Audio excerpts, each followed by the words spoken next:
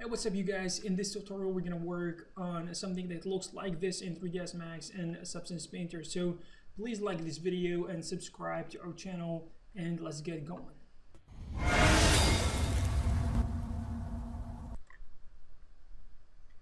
Alright, so we're gonna start working on this prop in 3ds Max, and this is kind of a table on the ground or something. This is a concept that I found from one of the Blizzard games. I think it is called The Heart of the Storm, and it's really a nice thing to create. So we're going to try to create as you can see here. And the first thing we're going to do is, of course, this cylinder, and we're going to start adding some details. So the first thing, of course, we're going to try to connect these edges in the center, and we are trying to actually create the foundation or the most obvious details. So as you can see, we'll try to select these edges right there. We're gonna select 3 because we're gonna try to divide it to 3 parts. This piece here is gonna be divided into 3 parts. So we're gonna select these, and you're gonna of course count them, or whatever way you're gonna use in order to get it right, and you're gonna chamfer them, as you can see, because we want to separate this piece, as we said before, into 3 parts. Alright, so also we're going to select the edges in between, and in order to do this you're going to use ring. So select one edge, then click that ring button right there, and in order to convert edges to polygon, just select the edges, keep holding control, then select the polygon to convert edge selection to poly selection. And right now, as you can see, I'm trying to actually extrude these polygons to the inside so we can actually create that depth right there, and it is really a nice effect that that will create that sense of separation, and as if they are really separated and they're really separate sections. Okay, so after we do this, we'll actually select some of the polygons on this closer circle or ring in the center. So we're gonna select this because we're gonna extrude it, as you can see here, and we want it to be something simple. You can use the tool you can use here is gonna be extrude, or you can use bevel. It doesn't really matter because it's gonna give you almost the same effect, but using bevel is gonna give you an advantage because the extruded surfaces are going to be able to be scaled. This is a good one actually, and it helps sometimes. Okay, for now we'll try to do the same thing here for the outer for the outer edges or the outer polygons, and we will try to deselect the polygons that are not really part of our plan, and the rest of it is going to be executed. So we're gonna actually extrude some of the polygons, as you can see here, and for the most part the modeling of this piece here is gonna be easy, and it's not that big of a deal. So we'll open the layer explorer because we want to create some layers, one for the high poly and the other for the low poly.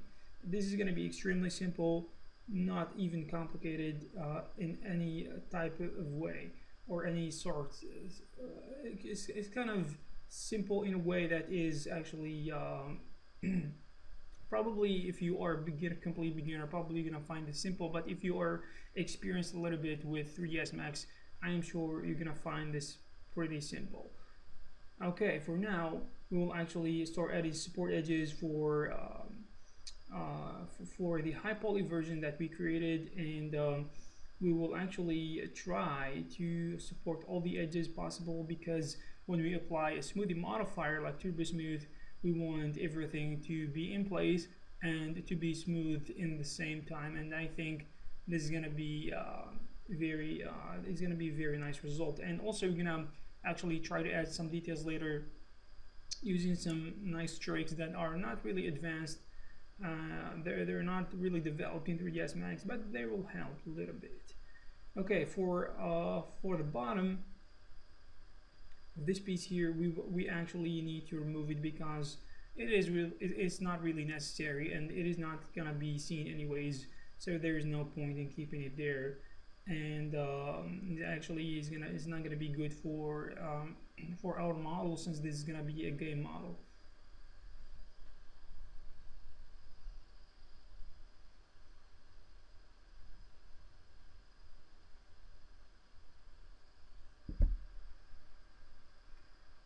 Okay, so for now we will, as you can see, adding the turbo smooth is gonna give us the result that we want, but we want actually to increase the iterations of the turbo smooth because we want to do some little details using some sculpting tools in 3ds Max that are very primitive, that I rarely use, which is going to be the push and pull tools. And you can actually change some of the parameters like the intensity and the size of the brush.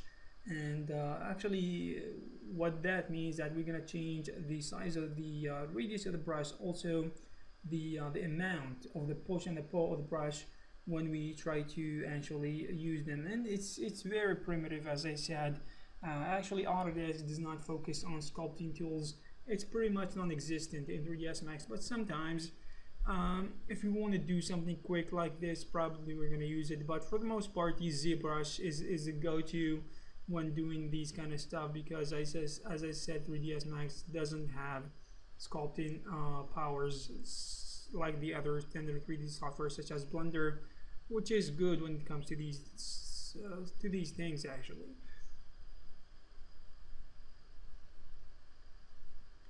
Okay, so something ridiculous like this I think is going to add a nice effect when we try to bake it on top of the low poly version.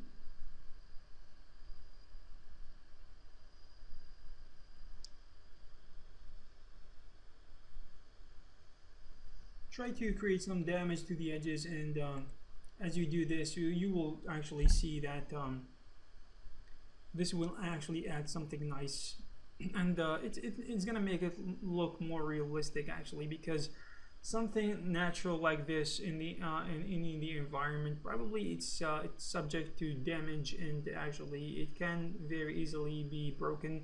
So probably adding these details is gonna make it look more realistic than it is right now. And I personally like to damage stuff and make them look old and teared apart and broken down. It's I think it's gonna make it beautiful and much more fun to work with.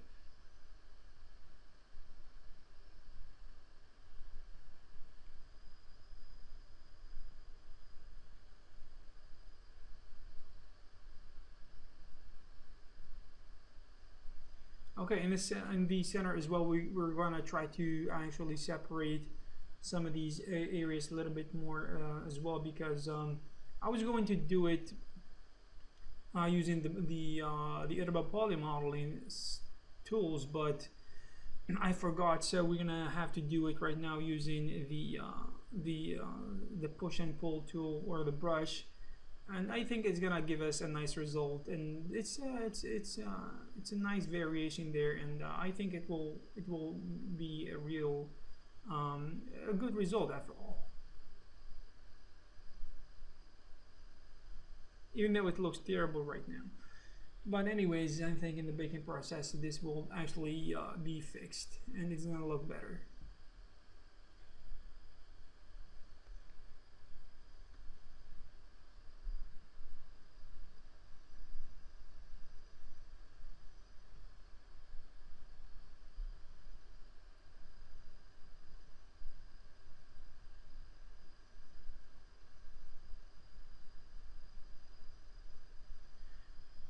Alright, so for now, for the low poly version, I'm trying right now to actually make it even low poly and reduce the poly count a little bit, because this is actually a little bit more than necessary. But if you want to keep it as it is, it's not going to be that big of a deal, since actually the standards for the low poly models for games is every year is going to be higher. So probably in the future there isn't going to be a difference between low poly models and high poly models for games. Anyways, we're going to delete the areas that are kind of not necessary, and some of the like the bottom, which is completely useless. So we're going to get rid of it because it's not going to be seen in the first place. Select all the polygons or the edges that are going to be removed, and remove them or delete them.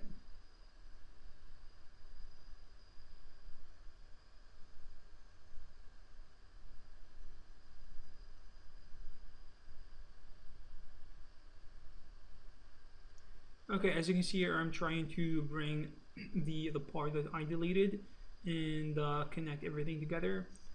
Sometimes sometimes you can go overboard and delete or remove a lot of edges and polygons in order to make our model actually as low poly as possible without losing a lot of details.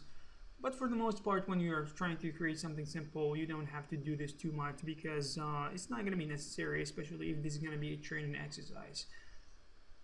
So for the UV unwrapping, it's going to be pretty easy as well. So we're going to use the box modeling. Sometimes we're going to have to use other techniques, but for the most part, box modeling is going to do a lot of the heavy lifting for you.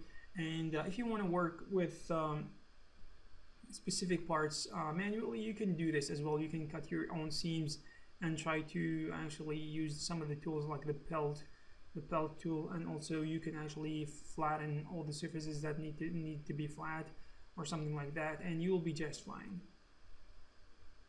Also, we will organize all the pieces together, so you're gonna have to be a little bit smart. For example, these pieces, these big pieces here, are gonna be it's actually better to keep them around that circular area right there, because this is the most efficient way to save some space, I think.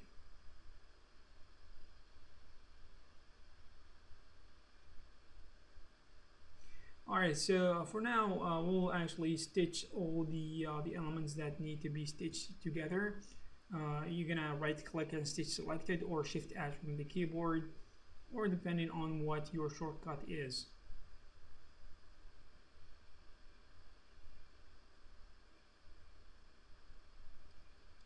Also, you need to keep in mind that there are some good rules for the process of UV unwrapping that we talked about previously.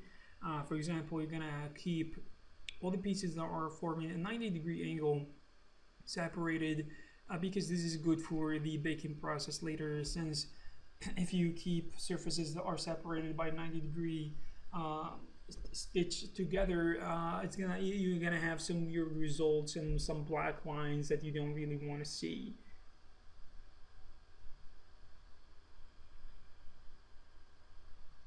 There are so many scattered pieces all over the place, and trying to organize them is gonna take some time. But it shouldn't be that big of a deal. You can do this on your own. Organize them any way you want. It's not gonna make a lot of difference. And as you can see, I just paused the video and tried to organize them a little bit, because it's pointless to spend maybe 10 or 15 minutes just showing you how to organize this, because it doesn't serve any purpose, I believe. Sometimes, excuse me, sometimes if I actually dismiss some things that are actually that are simple for me in my eyes, when I see them, when I walk past them, it seems like they are extremely simple for me, and they are not even worth mentioning. Sometimes for beginners, it is the thing that they want to hear, they want to learn about. I want to be actually honest with you. It's since I do a lot of tutorials, and I think this is the most difficult part of my job here on YouTube, which is trying to record these tutorials and talking about things that I've done for many years and repeating them over and over and over again. It's difficult, and I hope you can understand the situation here. Probably in the future, I'm gonna try to create courses in which I'm gonna be very I'm gonna go to stupid level of explanation and kind of details, and I'm gonna explain the process like it is I'm talking to a 5-year-old. But for now, I think this is the way that works for me, and I think this is how I can keep going creating this stuff, because otherwise it's gonna be real difficult. I hope you can understand, and this will be very much appreciated if you can help me here and work with me, because this way is gonna help me keep pushing forward, because it's gonna be kind of less difficult for me, let's just say. Okay. So when we complete the process of UV unwrapping, I'm gonna go to Substance Painter and We're gonna bring the low poly model. Of course, you're gonna export it from 3ds Max and import it to Substance Painter. It's the exportation or the export process. It's gonna be simple, and you should do it really easily. Okay, so here I'm changing some parameters. Just do what you can see me doing here, because this is the default way of baking in Substance Painter. It's not that difficult. It's always the same, and it's gonna give you some nice results. So here we are, and after baking for probably 20 minutes or something, I'm gonna add some smart materials like this weathered rock smart material, which is really nice, but it didn't work for me, so I changed it to something like this, which is gonna be a fill layer. Okay, this one in particular, I wanted to actually work with Substance Painter a little bit and add some details manually, which is actually much more fun than using smart materials. Okay, so we're gonna try to actually add some nice things like this second fill layer, which is gonna be interesting to work with. Okay, so we're gonna add some dirt right there. So what we're gonna do is we're gonna add a black mask, and we're gonna look for a mask a smart mask that we're gonna replace the black mask with. And as you can see, this is what we will get. So we'll try to change some parameters in the smart mask, and this is why Substance Painter is much more powerful than the traditional texturing software such as Photoshop or something, because it's a procedural. You just change parameters and it's gonna save you lots of time editing and working with tedious and stupid details in Photoshop. It's nice. It developed the way artists texture their stuff. It's really a good progress in 3D. Okay, so this is what it looks like for now, and you can actually change some of the parameters right there, and if you want to, you can actually dabble with them a little bit. And maybe as you can see here, I'm trying to add a generator. It's going to be the same process. Add a black mask, then right click on the black mask, add a generator, and use any generator you want, whether it be dirt or edge damage or edge wear or something, and change some of the parameters. This is something I do a lot, so you should be able to pick it up if you watch a few of my tutorials. And I think you can learn things. Just sometimes you don't have to actually learn everything step by step, because I think experimenting sometimes is going to be good as well, because it's going to help you to understand what's going on actually on your terms, and that there is nothing better than learning from experience, because it's going to be actually learned from a deeper place, let's just say. Okay, so right now I'm gonna try to add some cracks right there. It's gonna be a nice trick. So also this is a little bit different, but it is the same thing. Add a black mask, add a fill, then add a procedural alpha, and you can actually create your own. But for this one, I think this is gonna be sufficient. And also you're gonna change the height on the fill layer. Go to the height and change it if you want to, because it's gonna give it depth, which is a really nice thing. Okay, now in Photoshop we're gonna do or work on the real deal here. So we're gonna export the UV template from 3ds Max and import it to Photoshop. And I've got these nice Chinese letters here, or words, that we will put on on the center of this ground table, let's just call it. And we're gonna try to organize them in a nice way around these areas, because we want to create a mask that we will use to generate some nice artifacts.